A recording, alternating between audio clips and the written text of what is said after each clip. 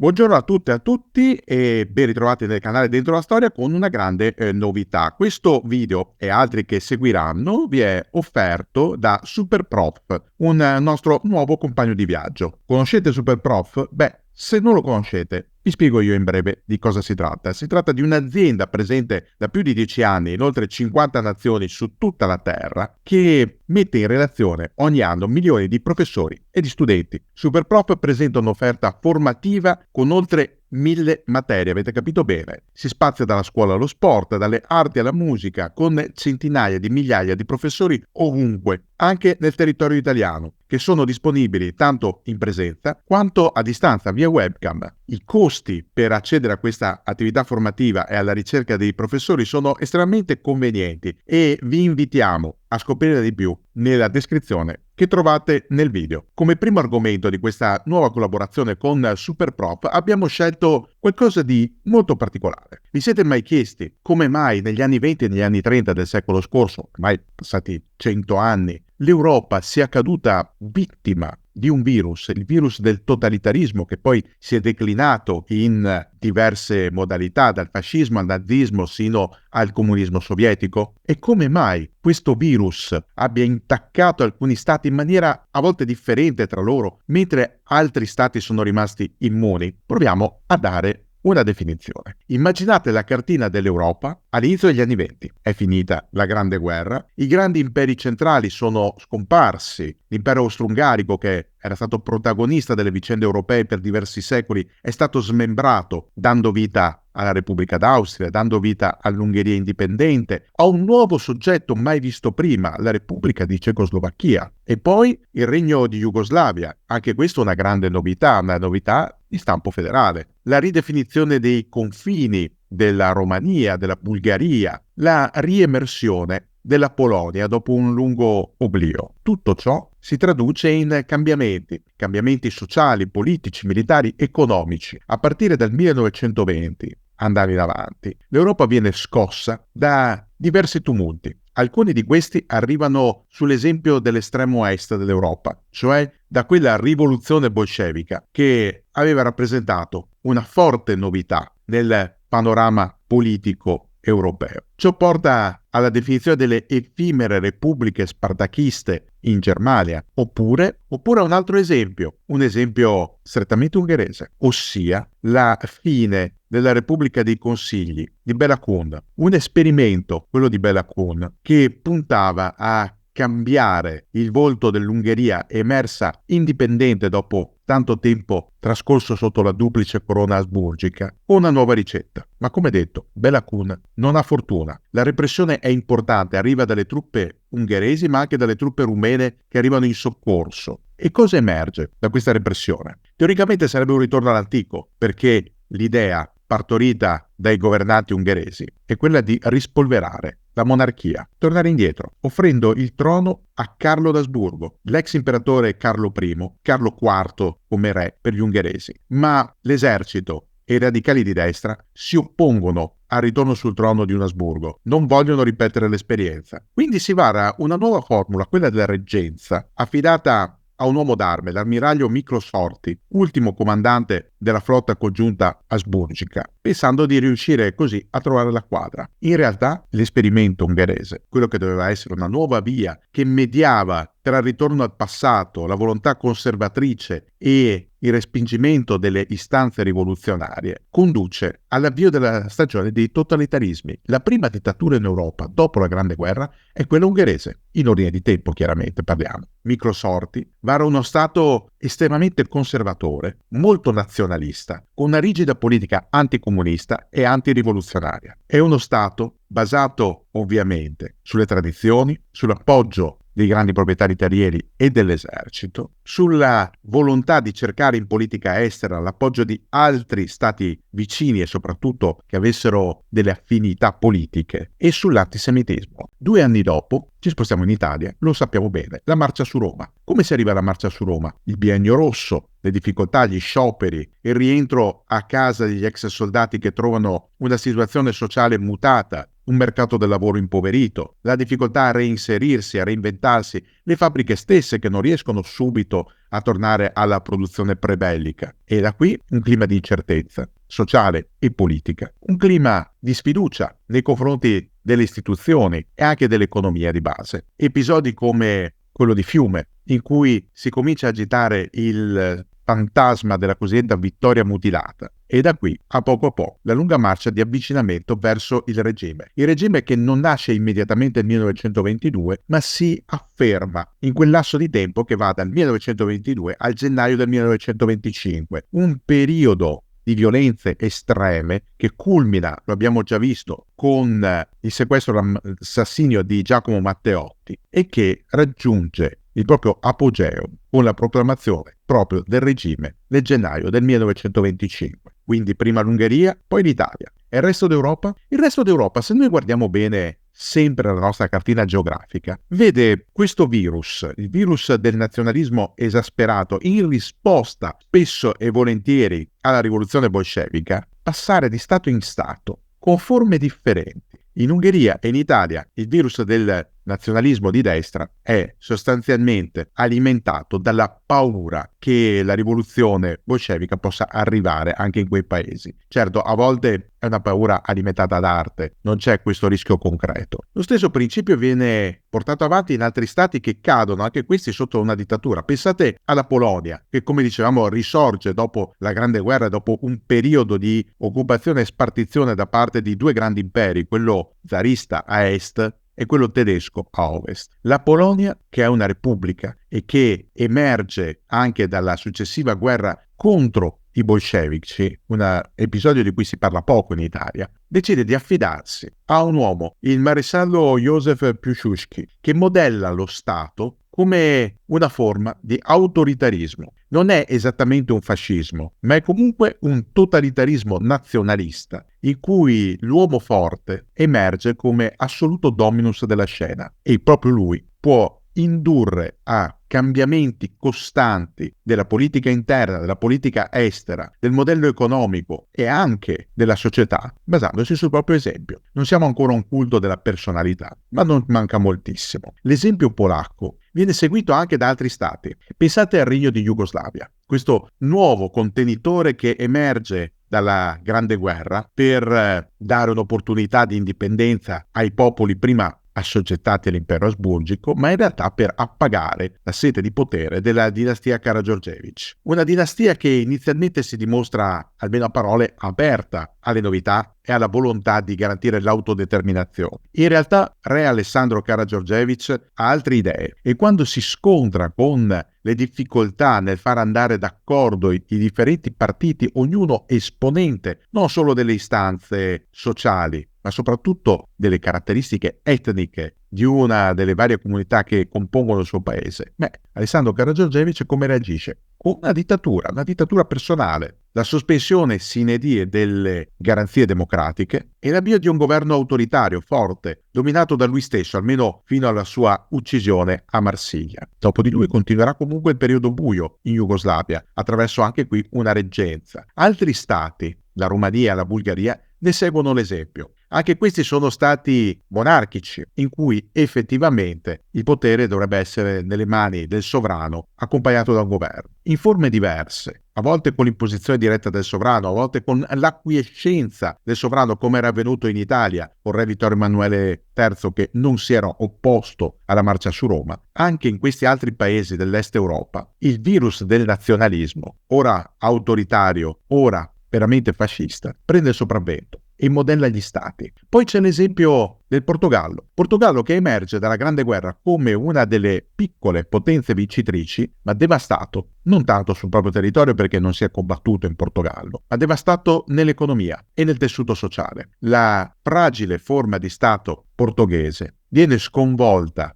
negli anni *20 da un golpe militare, uno dei tanti. Solo che i militari in questo caso non sanno come amministrare il potere. Intervengono sempre per il solito problema, il solito pensiero dominante, cioè il rischio di una esondazione comunista. In realtà non sanno cosa fare. Quindi si rivolgono al mondo accademico, precisamente ad Antonio Salazar, un professore, un docente che applica ottenendo pieni poteri, le proprie teorie allo Stato, elaborando una specie di laboratorio vivente per quello che verrà chiamato l'Estato Novo. Non è altro che uno Stato nazionalista, fascista, corporativista, perché prende a prestito alcuni dei principi economici fascisti italiani, modellandoli sul fatto semplice di un impero coloniale come quello portoghese. Poi c'è la Spagna. La Spagna inizialmente non è un paese autoritario. Certo, c'è un re la cui presenza è spesso contestata, ci sono dei problemi sindacali, ci sono delle rivolte, c'è la guerra del Rif in Nord Africa, ci sono delle crisi economiche. A tutto ciò la popolazione reagisce ribellandosi e inducendo il sovrano ad andarsene in esilio. Viene proclamata una repubblica della vita breve e tormentata. Qui il nazionalismo si manifesta in maniera violenta, con il pronunziamento dell'estate del 1936, che segue mesi e mesi di tensioni e di assassini a volte nell'ombra. L'esempio della guerra di Spagna è il confronto diretto armato tra democrazia imperfetta, composta da anime che spesso si combattono, è l'esempio delle giornate di Barcellona, e dall'altro un fronte compatto che vede forze reazionarie, cattoliche e militari marciare in un'unica direzione, quella della sopraffazione, attraverso poi l'opera inizialmente di un direttorio di generali e poi di un uomo solo, Francisco Franco y Bahamonde. Lo abbiamo già incontrato. E ovviamente c'è la Germania in cui lo Stato per lungo tempo cerca di opporsi alle spinte peggiori, spinte che inizialmente sono di estrema sinistra e vengono soffocate nel sangue anche attraverso l'utilizzo di uno strumento non consono e non tradizionale come i Freikorps. Poi le spinte di estrema destra, che vengono neutralizzate a volte in Parlamento, al Bundestag, altre volte ricorrendo alla polizia e all'esercito. È il caso del fallito putsch della birreria, di cui ci siamo già occupati. Eppure lo Stato tedesco dimostra di non avere i necessari anticorpi. Perché? Perché pur essendo uno Stato molto grande, composito, teoricamente forte, è minato al suo interno, oltre che dalle pretese revanchiste nei confronti del Trattato di pace di Versailles, che è estremamente punitivo nei confronti della Germania, è colpito all'interno dai problemi economici. Una crisi economica che è strisciante all'inizio e che diventa evidente e infine deflagra in tutta la sua gravità,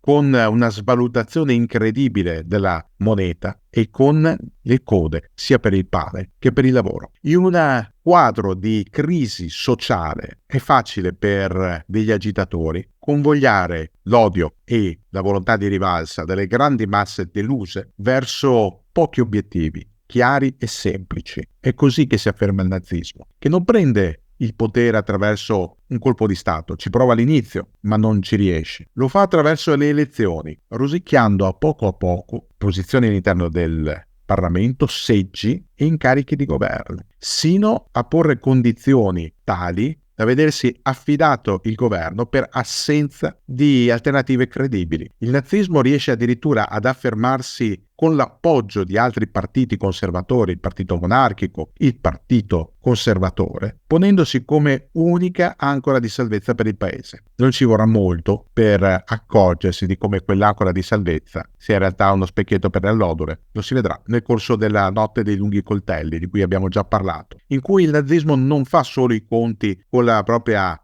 ala radicale, movimentista e rivoluzionaria che viene eliminata. Fa i conti anche coi vecchi nemici del periodo repubblicano, a cominciare dal generale Kurt von Schleicher, che vengono tolti di mezzo, eliminati dalla scena, per lasciare il posto a un uomo solo, Adolf Hitler. In tutto questo quadro ci sono degli stati che però riescono a rimanere immuni dal contagio. Sono le grandi democrazie del nord Europa, la Norvegia, la Svezia, la Danimarca, rette da monarchie costituzionali estremamente attente al lato sociale, al benessere del cittadino e alla necessità di anteporre prima di tutto lo sviluppo infrastrutturale ed economico dello Stato. Trovano i giusti anticorpi per evitare il contagio verso nord, che effettivamente non attecchisce. In questi paesi, vediamo ad esempio la Norvegia, sì, ci sono dei politici di simpatie naziste o fasciste, ma non prendono il potere, non hanno la forza di imporsi alle elezioni e trovano sempre un baluardo di democrazia davanti a loro, sicché è per loro impossibile riuscire a sfondare. In altri paesi, pensiamo all'Austria, o alla Grecia, dove l'autoritarismo e a volte persino il nazismo fanno breccia, con tentativi anche di colpo di Stato. C'è una reazione forte da parte degli esecutivi che pensano di irrigidire la struttura dello Stato, curando così l'infezione. Sbagliano, lo si vede in Austria. Il cancelliere Dollfuss, che pensava di curare la situazione evitando fughe estreme verso destra o verso sinistra, irrobustendo in maniera quasi militarizzata i partiti di centro, paga con la vita nel corso di un tentativo di colpo di Stato condotto dai nazisti austriaci. Dopo di lui, lo Stato austriaco mantiene sempre un autoritarismo chiaro e distinto, almeno fino all'Anschluss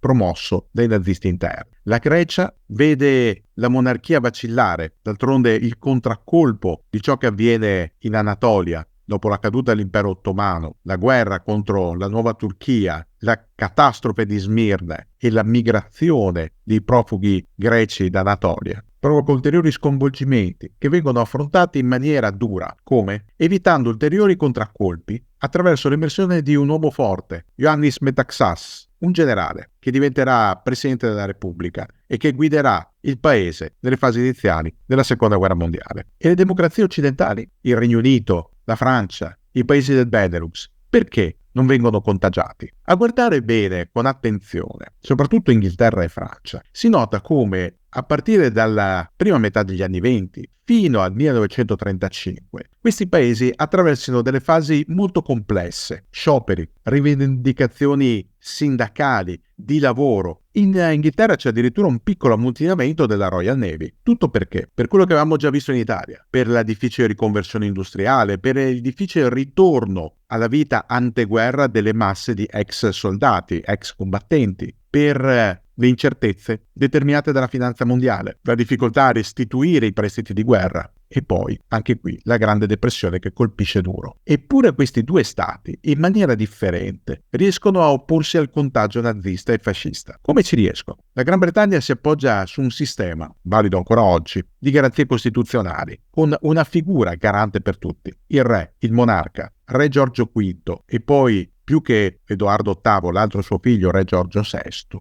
riuscirono a dare al paese una tranquillità, una serenità e un punto di riferimento utile anche per i partiti in Parlamento per opporsi a qualunque tentativo di fuga in avanti di tipo estremistico. Nonostante in Gran Bretagna fosse presente un piccolo partito nazista, questo non ebbe successo in nessuna elezione. Per quale motivo? Perché il cittadino inglese, vedendo sì le incertezze, ma riuscendo tutto ciò a controbilanciarle con la presenza di un governo capace di dialogare e di una figura garante di tutto come la monarchia, non aveva bisogno di cercare delle soluzioni estreme, di trovare un qualcosa che fosse estraneo al proprio vissuto. Solo in passato, se guardiamo al XX secolo, un passato piuttosto remoto, la Gran Bretagna aveva avuto un dittatore, Oliver Cromwell, ma era stata una fase di transizione e Cromwell sostanzialmente era stato visto come un salvatore della patria da un altro dittatore con la corona in testa, il re Stuart. In questo caso, nessun inglese avrebbe voluto barattare un sistema di monarchia costituzionale con una dittatura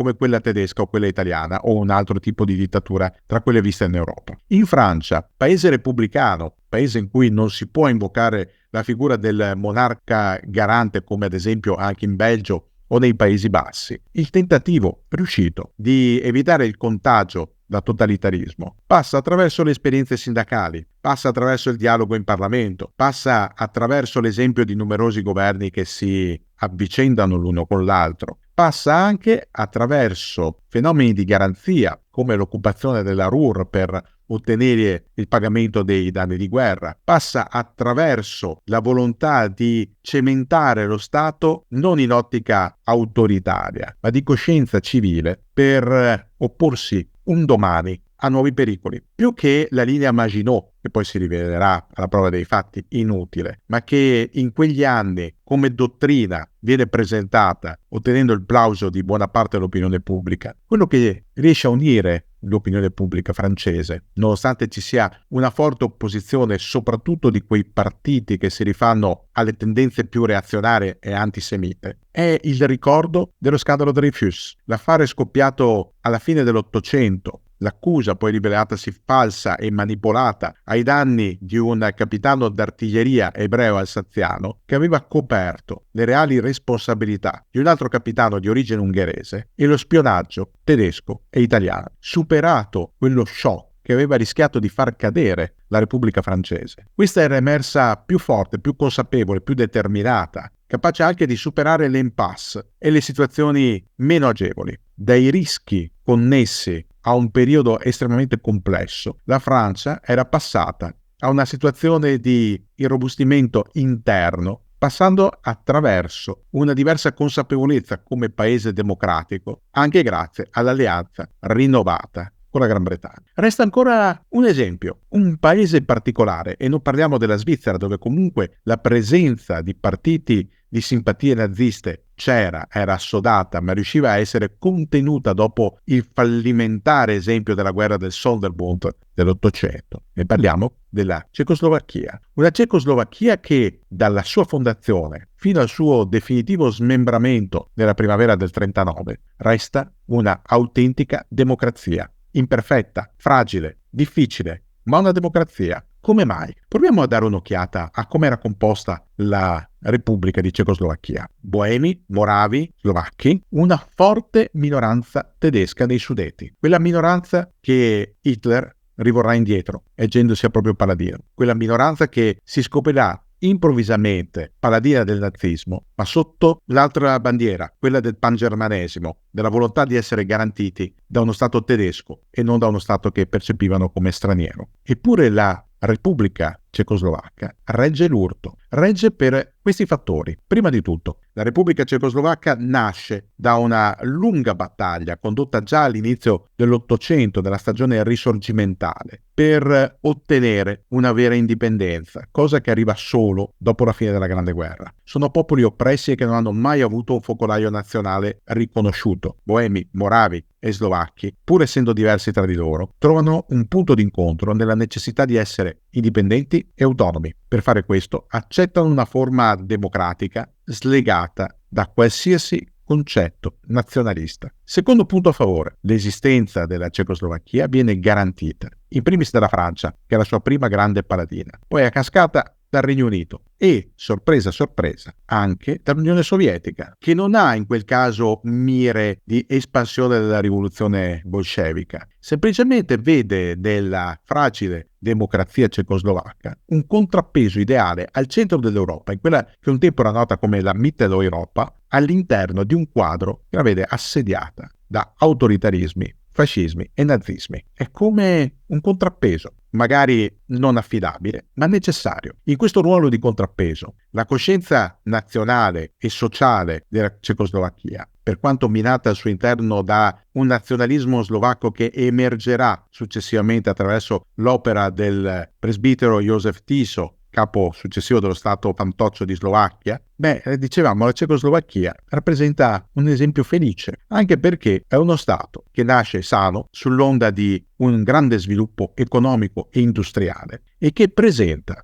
delle forti innovazioni anche in campo militare. La Cecoslovacchia era l'arsenale terrestre del vecchio impero asburgico, le acciaierie ceche, la Škoda e le altre attività in zona garantivano armi moderne. La stessa Cecoslovacchia si dota, a partire dall'inizio degli anni 30, di un esercito moderno, sperimenta l'arma corazzata, nel periodo in cui gli inglesi ancora non vi credono, almeno non in maniera ferma, pensando che sia solo un appoggio per la fanteria, e sviluppando dei veicoli da combattimento destinati anche all'esportazione e che alla fine, dopo l'annessione tedesca, confluiranno con successo nelle file della Wehrmacht. La Repubblica di Cecoslovacchia è quel contrappeso che finché esiste mantiene un equilibrio, magari precario, ma necessario all'interno dell'Europa. Quando si inizia a discutere della sua esistenza e della sua integrità con la crisi dei Sudeti, è lì che inizia a precipitare tutto. Ma questo lo vedremo in una prossima lezione qui dentro la storia